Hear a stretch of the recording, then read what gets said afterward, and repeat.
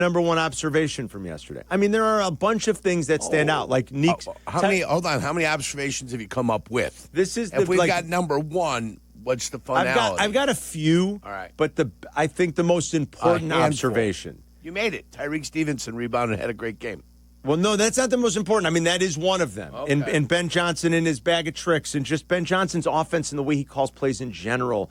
And Tom Brady couldn't stop heaping effusive praise on him and how he does the things that, what has Jurko been saying for years about what makes a good offensive coordinator? It's the way they set things up. It's the way they marry things. It's that one thing looks one way, but then really he's doing something else. It's all the clever, creative things that keeps defenses off balance and keeps defenses guessing.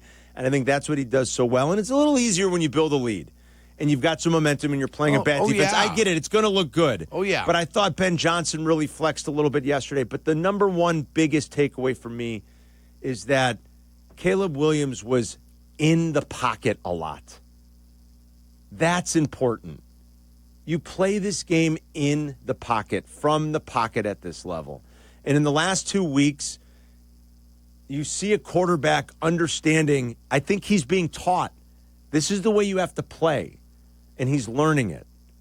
And it wasn't perfect. And, yeah, there were some missed throws. Sure. There was the first throw of the game was a miss, quite frankly. That's a window throw. That's a shot that's got to be hit.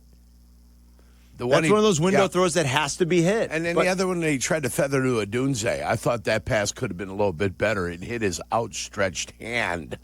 But it's one that he could have put on the spot. But you see a quarterback that is being taught and is learning and is responding. You have to play from the pocket. Yeah. And I think that's the biggest takeaway.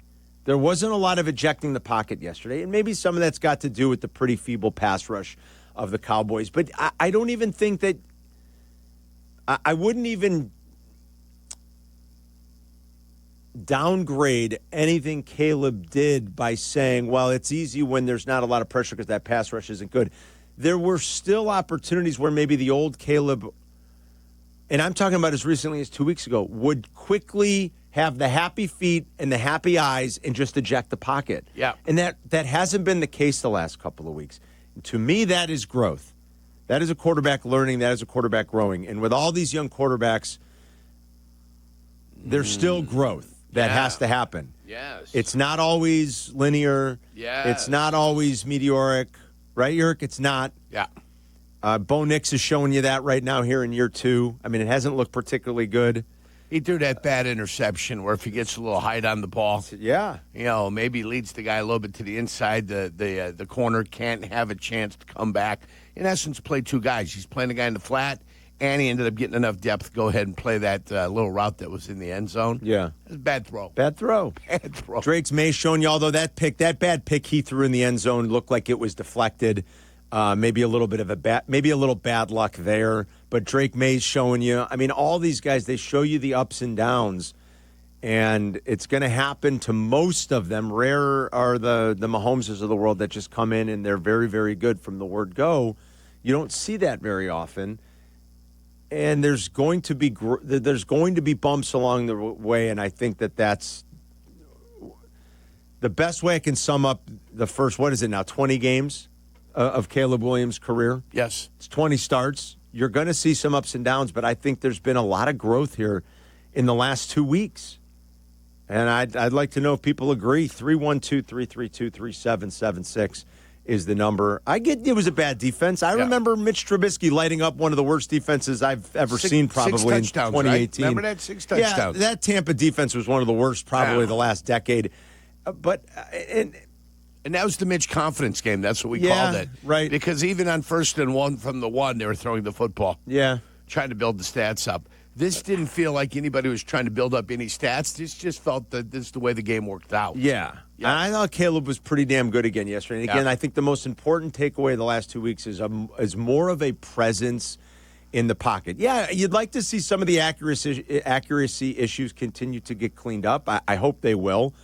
But I think there's been some growth here the last couple of weeks. Caleb's tied for the league lead in touchdown passes, by the way. I like 7. that. I assume Rome Odunze is up there as far as touchdown receptions. He's got to be up there, yeah. Secondly, I think the most important point is they avoided going 0-3. Yes. 0-3 is a death knell. Mm-hmm. Name the last 0-3 team that made the playoffs. It was was it a Texans team? They're going to have to do it again. It was a Texans team. It was that's right, here in the last 2018, decade. Houston Texans were the last 0-3 team to make it, and there they are, 0-3. And now they're going to have to do it again. And then Nico Collins is fumbling the ball. What are you doing? I mean, you're talking about your best players now starting to screw things up. And he said, it's on me. Yeah, the whole world knows it's on you. We watched you fumble. It's on television, guy. Come on. We know who it is. You don't have to take responsibility for it. Here's one of my observations, Carm. Okay, yes. Observations of the day. Let us know, Bears fans. Well, our guy number 14, Zachariah Heap. Okay. What's his name? That's Olamide Zacchaeus. Boom. Zacchaeus. That's my guy. That is a great. Zacchaeus and 4. Swift? Yes. They're bringing the energy. I like it. They're bringing the energy. Caleb, happy, joyous.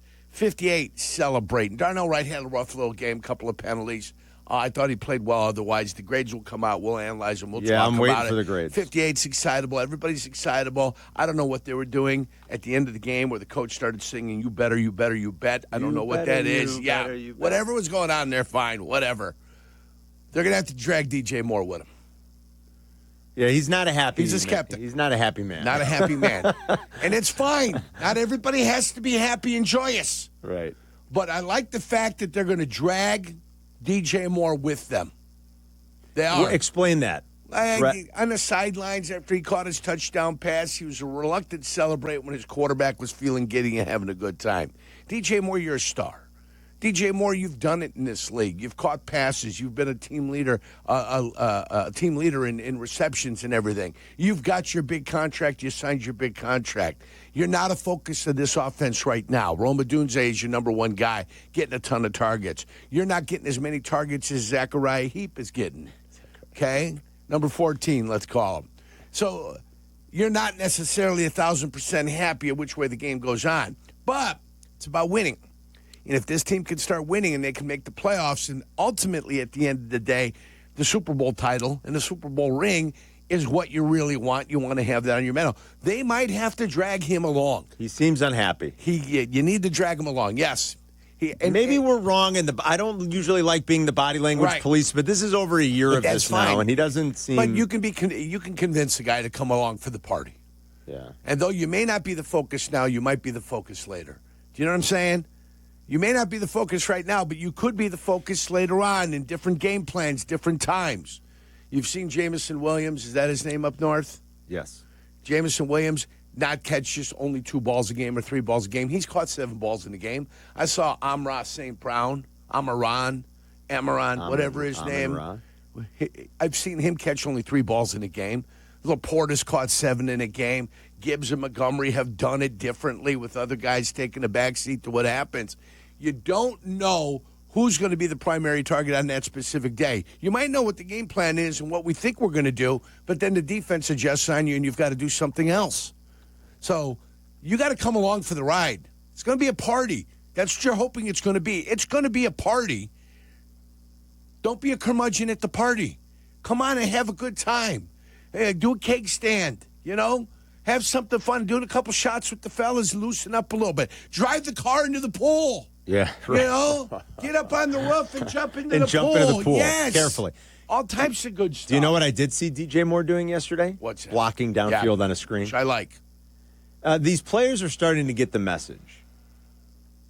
Tyreek Stevenson responding. DJ Moore blocking downfield. I told you the kid had talent. Yeah, he's got talent. Even when things were going bad, I said, the kid's got talent.